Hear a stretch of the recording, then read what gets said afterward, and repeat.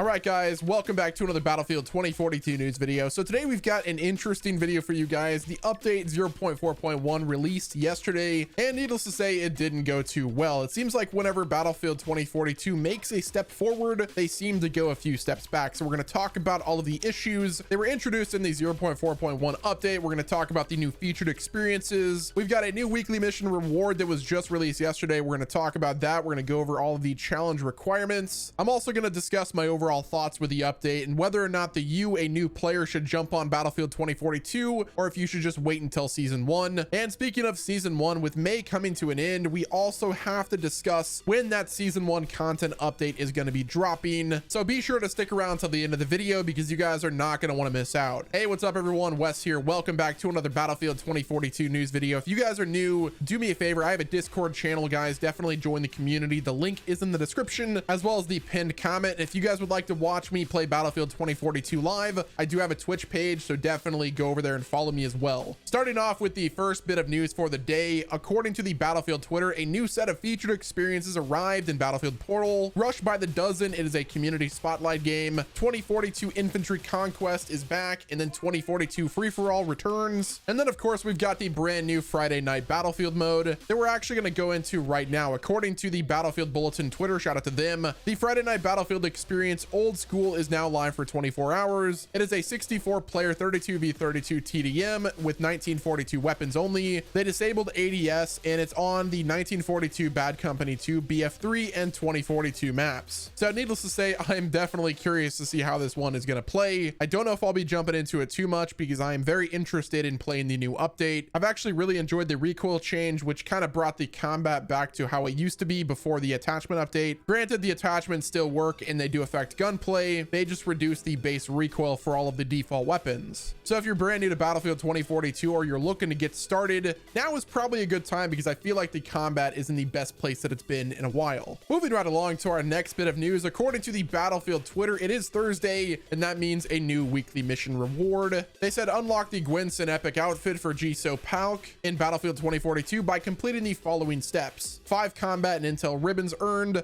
25 enemies killed while on foot, and then 100 enemies spotted. I'm definitely liking the aesthetic for this outfit. Hopefully they continue releasing stuff like this. It seems like they're definitely letting the art team kind of do what they want to do, which is really fitting the vibe for how Battlefield 2042 should be. Honestly, the quicker they can make these specialists unrecognizable, the better that it is for the actual gameplay and for my sanity. Next up, we have to get into the biggest news for the day that is pretty unfortunate, but it does have a happy ending that we're going to talk about as well. According to the Battlefield Direct Communication Twitter, they tweeted out yesterday, our teams are investigating an issue which has appeared alongside the release of update 4.1 today. The issue is causing instances of micro-stutters on PC at irregular intervals. We will update this thread with more information as we complete our investigation. And then they followed up again early in the morning. Overnight, our teams were successful at developing and testing a hotfix update which targets at the removal of the micro-stutter issue on PC that was discovered when update 4.1 went live. We're aiming to deliver this hotfix for players on PC later today, timings to follow. So they actually confirmed that the issue was in regards to the shader cache not properly working. If you've ever played a game like Warzone or any other game that actually has you pre-render the shader cache, failing to cache the shaders makes the game pretty much unplayable, which is why we saw a bunch of hitching whenever the update went live. But luckily the developers released a hotfix update which actually fixed most of those problems. You might still run into hitching. I personally did whenever I first started up some maps, but overall the hotfix seemed to work. According to the Battlefield Direct Communication, they tweeted, hotfix update 4.1.1 is now rolling out to players on PC across Steam, Origin, EA App, and Epic Game Store. So what do you know? That turnaround time was actually super great because a lot of people that haven't even played the update yet are gonna jump on, see a hotfix, and not really have to run into all of those hitching problems. So a huge shout out to EA, DICE, and the engineers that were able to get that fixed as soon as possible. Unfortunately, that is not the only issue with update 4.1. According to the Battlefield Direct.com, they tweeted, at update 4.1, we had introduced both 128 player and 64 player layouts into a mix of Breakthrough 64 and have since identified that ticket counts are not updated as intended. We are investigating this and we will update this thread with more information. Maybe this was an oversight, but I feel like there's just not enough people testing and playtesting Battlefield 2042. I know they're having playtests usually every Thursday, which is great, but at the end of the day, performance issues like the one we saw with the hitching and now this where the mode is just essentially broken is just not cool. Hopefully they get this fixed, maybe have another layer of feedback and testing, and even like a public test environment where select players could actually play the game and test things out and raise concerns to issues like this before they release it to the entire player base. According to the Battlefield Direct.com Twitter, they said, we're unable to address this issue directly, and so as an interim fix, we will temporarily revert to the usage of smaller 64 player layouts on all maps in this new breakthrough playlist on Xbox Series X and S, PlayStation 5 and PC. They stated that this change will roll out today along with a fix for the micro-stutter issue on PC. I was really hoping to try out the breakthrough with 64 players on the 128 player maps, but I guess we'll have to wait for a future update for that. Maybe that'll be as simple as a playlist update. I'm not really sure. Next up, we have a bunch of known issues that happened after the update 4.1. This is all thanks to Battlefield Bulletin. They tweeted out a new list of known issues and additional note for Battlefield 2042. So we're going to go ahead and go down the list and talk about all of the known issues. Starting off, some players might get kicked out from a server when a friend tries to join you. For Flashback Conquest, some players can't move or leave vehicles at the start of a match, forcing them to rejoin the server. There is a rare bug where you might get stuck inside the skyscraper textures if using the grapple gun while the elevator is going up. There are some map glitches where players can hide their airplanes inside certain structures and walls, making them impossible to destroy. Moving right along, players have reported a few cases where enemy anti-tank mines cannot be destroyed. For Portal, the radio beacon blows up when a squad member spawns on it, making the gadget completely useless. Now in Hourglass, there's an invisible wall inside the stadium near A2 sector. There is a issue where you get hit markers on dead enemies. And then Battlefield Bulletin provided another additional note. They said DICE is aware that sometimes players end up being killed while the gun animation taking place when spawning on the map. They're looking into it. So overall, despite all of the issues, I feel like this update was pretty successful. They reduced the game's input lag. That definitely makes it feel like it's responding a little bit quicker. The mouse input still feels pretty wonky, so hopefully they continue to update that aspect. The weapons feel a lot better, especially whenever it comes to at range. I can actually shoot people from distance while utilizing a short barrel and still feel like I'm doing some damage rather than just feeling like I'm shooting a Nerf gun. Now there is one weapon in the update that I'd like to talk about, and that is the GVT 4570. Basically that gun is a one-shot kill anywhere close quarters, so I guess use it while you can, because it is definitely one of those weapons that will probably be on the Nerf list next. Or maybe this was their goal to just kind of adjust the meta to bring a little bit more variety into the gameplay. Who knows? Either way, it's kind of broken right now, so definitely rank it up while you can. Moving right along, let's go ahead and talk about the Season 1 update for Battlefield 2042. Right now, we know that it is set to release sometime in early June. Typically, Battlefield updates happen in the middle of the month, but this time it's going to be dropping early in the month, and I'm guessing that that is due to trying to build up some hype for the game, especially with Summer Games Fest starting on June 9th.